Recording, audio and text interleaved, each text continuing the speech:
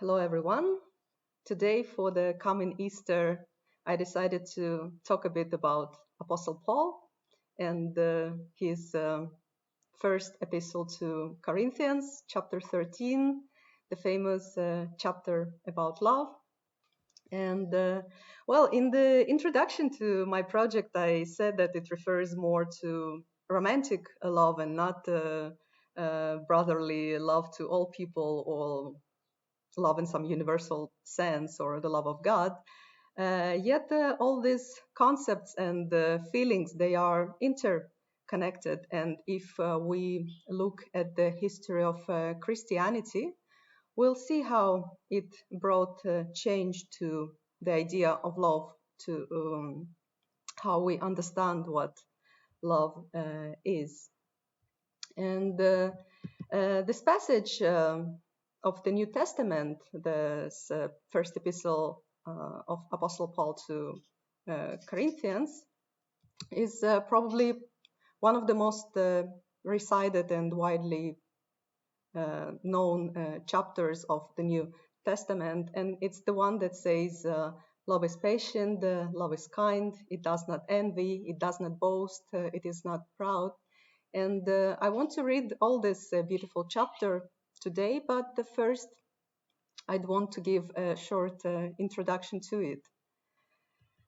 Another reason for me to speak about Apostle Paul is that his story is connected with the history of Cyprus, because he was one of the first missionaries who came to Cyprus to bring Christianity, and actually it was his first mission ever when he came to Cyprus. And he preached here on the island, and there are several sites, notably in Paphos, that became sites of pilgrimage for this reason.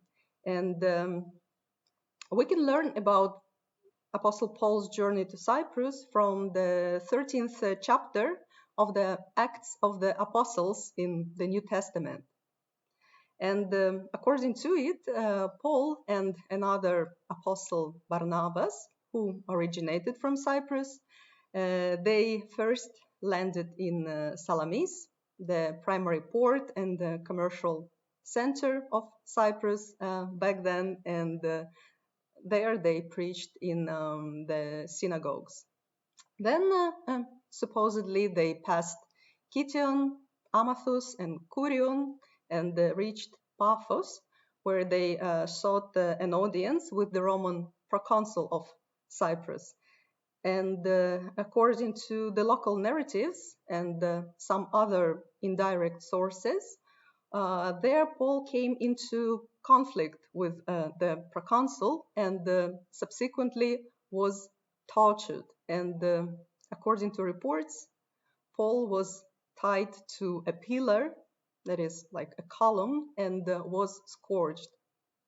And here is the photograph from this place. This is the pillar in Paphos that is considered the pillar where Apostle Paul was tortured.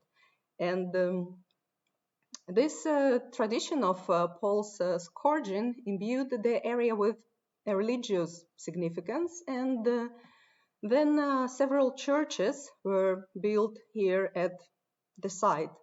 During the 4th century was built the Basilica Panagia Chrysopolitissa, which was the largest Byzantine church in Cyprus back then. Here are the ruins on the picture, because in the 7th century the Arabs destroyed the basilica, and later around the 13th, 14th century, another church was built here. It was the Gothic church, and it was located on the northern side of the previous Basilica Panagia Chrysopolitissa. And this Gothic church was founded by the Franciscans. And then when the Ottomans conquered the island, the church was converted into a mosque, and then it was destroyed also during the 16th century. So as you see, the Basilica Panagia Chrysopolitissa and the Gothic church, they are now ruined. But what remains still today at this site is the church Agia Kyriaki. Here it is, Church Agia Kyriaki, which is sometimes referred still as Panagia Chrysopolitissa because it replaced it in a way.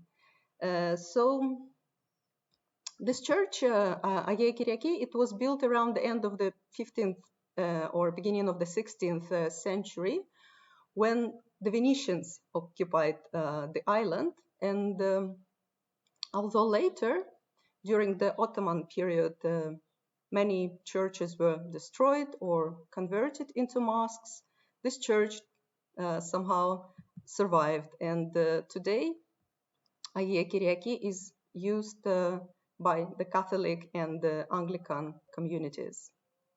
And here you can see what is inside the church, Agia Kyriaki. And one of the images here is a Latin mosaic with Apostle Paul. Here it is. So it is the Latin mosaic with Apostle Paul from the church Agia Kyriaki, and it depicts the apostle holding the church because he was one of the founders of church together with Apostle Peter, and he's standing on a sword, and this may symbolize either his triumph over death because he was brought to death by sword as a martyr, or it may symbolize his conversion into Christianity. Why? Because before his conversion, Apostle Paul, he hated the Christians and fought against them. But after his miraculous conversion, he started preaching love over violence. And here in the right top corner, you see the scroll with the 3 words in Latin: fides, spes, amor. That is faith, hope, love, from that very same epistle to Corinthians, chapter 13. And now this brings us back to our subject of love.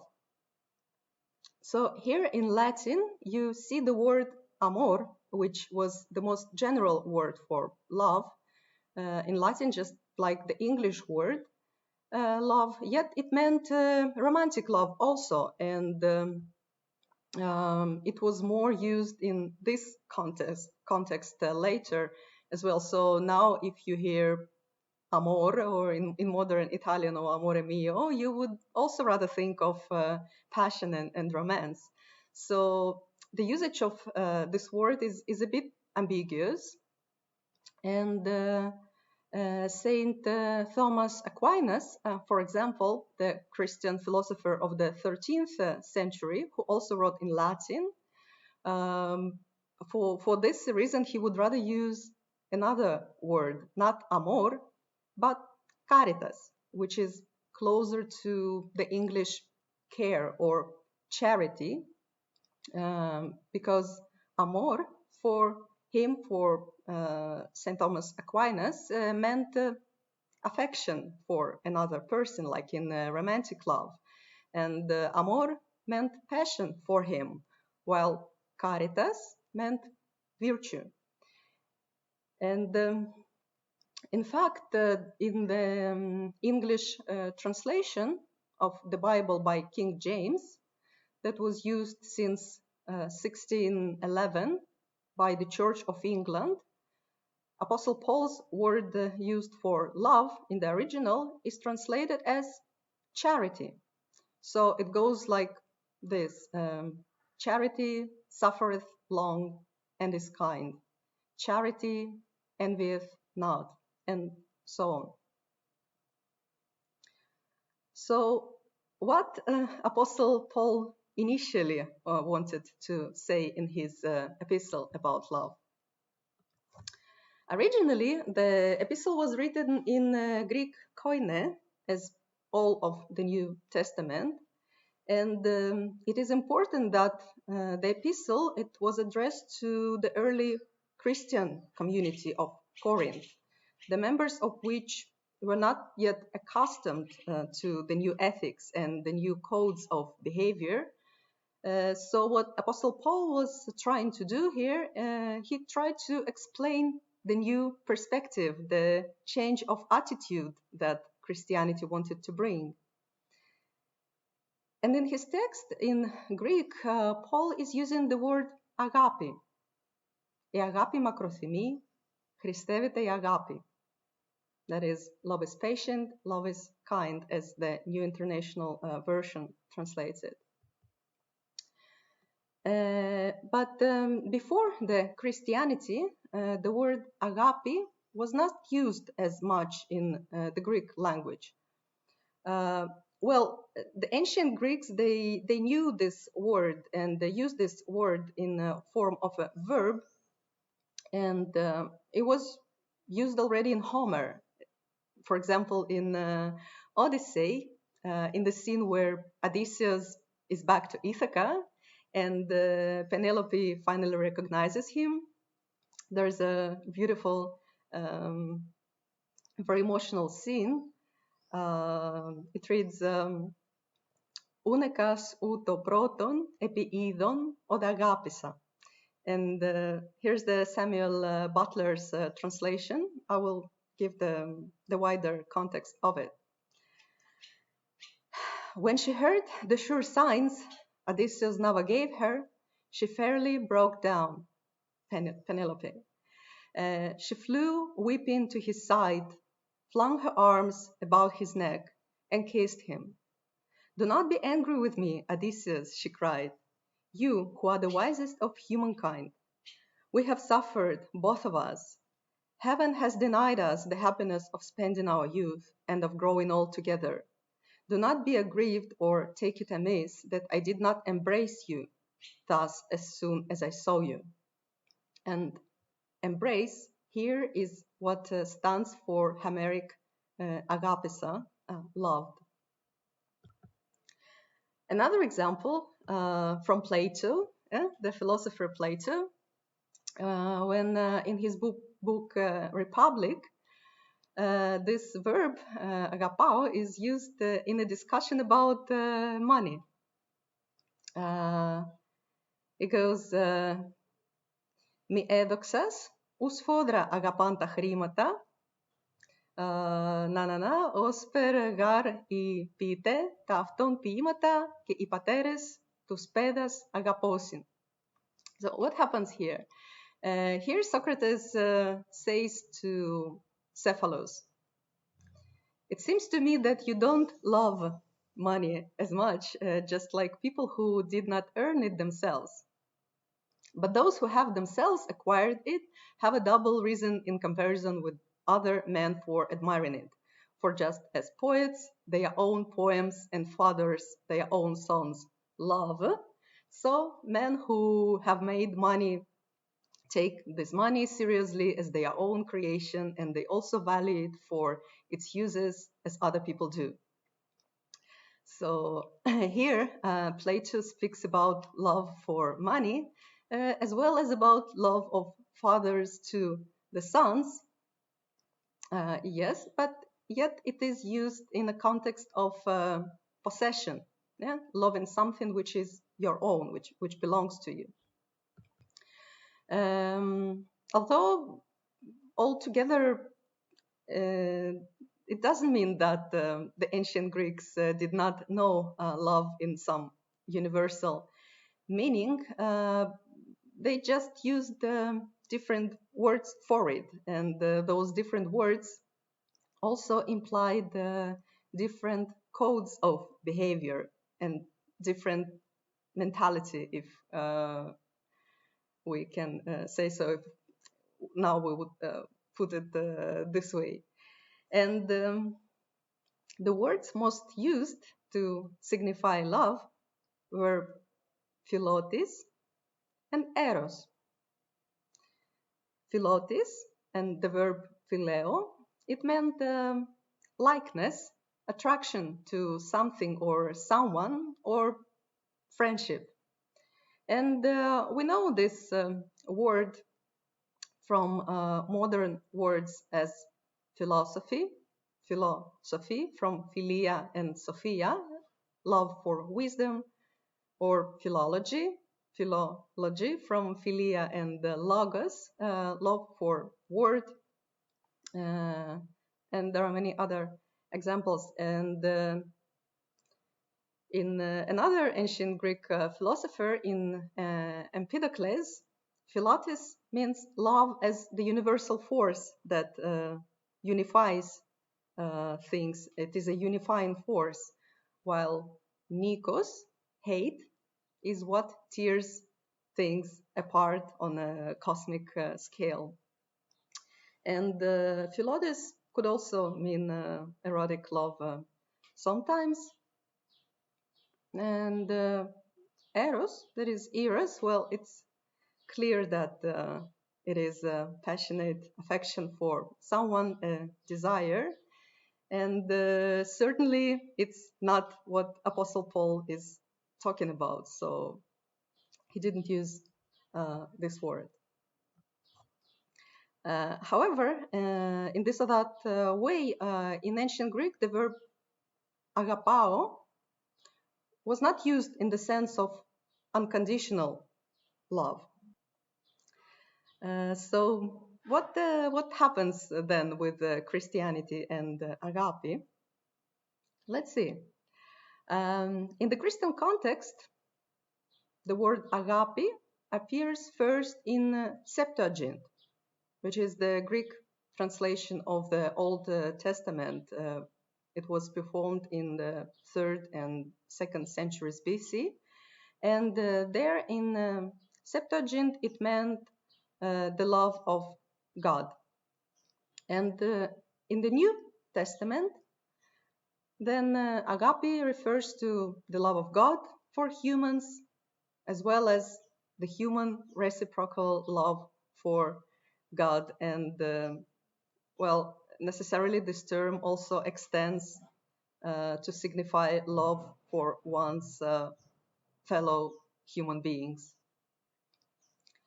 And the expression God is love, or theos agape estin, it occurs twice in the New Testament, in the Gospel of John, and also in John 3:16. There is a sentence that maybe can be considered a summary of the central doctrines of Christianity, which says, "For God so loved the world that he gave his one and only Son, that whoever believes in him shall not perish, but have eternal life." This is a New International Version translation.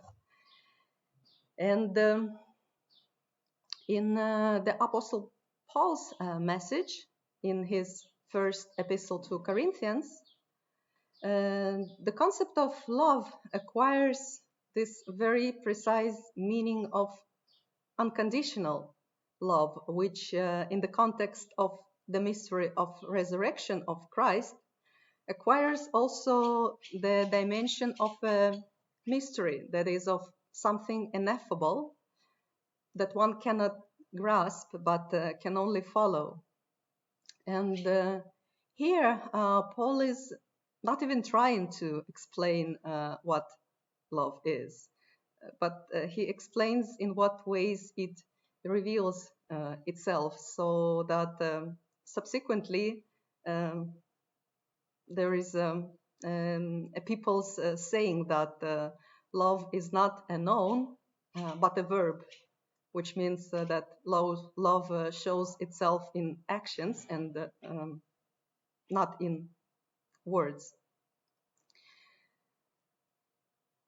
And another very important message of Apostle Paul's concept of love is that it is a new universal law for all people. It's something that came to replace the law of the Old Testament, so that now it doesn't matter where you come from or what language you speak or what color you are subject to the only law, which is love. So here is the Apostle Paul's first epistle to Corinthians, chapter 13, and I will read it in the New International Translation.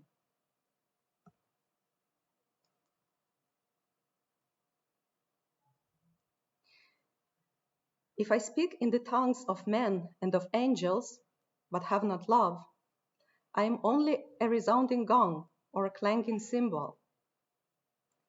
If I have the gift of prophecy and can fathom all mysteries and all knowledge, and if I have a faith that can move mountains, but have not love, I am nothing.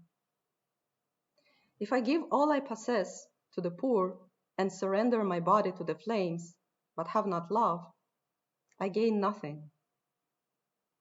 Love is patient, love is kind. It does not envy, it does not boast, it is not proud. It is not rude, it is not self-seeking, it is not easily angered, it keeps no record of wrongs.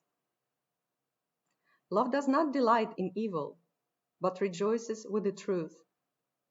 It always protects, always trusts, always hopes, always perseveres. Love never fails, but where there are prophecies, they will cease. Where there are tongues, they will be stilled. Where there is knowledge, it will pass away. For we know in part, and we prophesy in part. But when completeness comes, the parts disappear. When I was a child, I talked like a child, I thought like a child, I reasoned like a child. When I became a man, I put childish ways behind me. Now we see but a poor reflection, as in a mirror. Then we shall see face to face. Now I know in part, then I shall know fully, even as I am fully known. And now these three remain: faith, hope, and love. But the greatest of these is love. And with this, I wish happy Easter to everyone who celebrates, and I wish patience and kindness that we all need, inspiration, creativity, and beauty. Love each other and watch our new episodes. And thanks for being with us.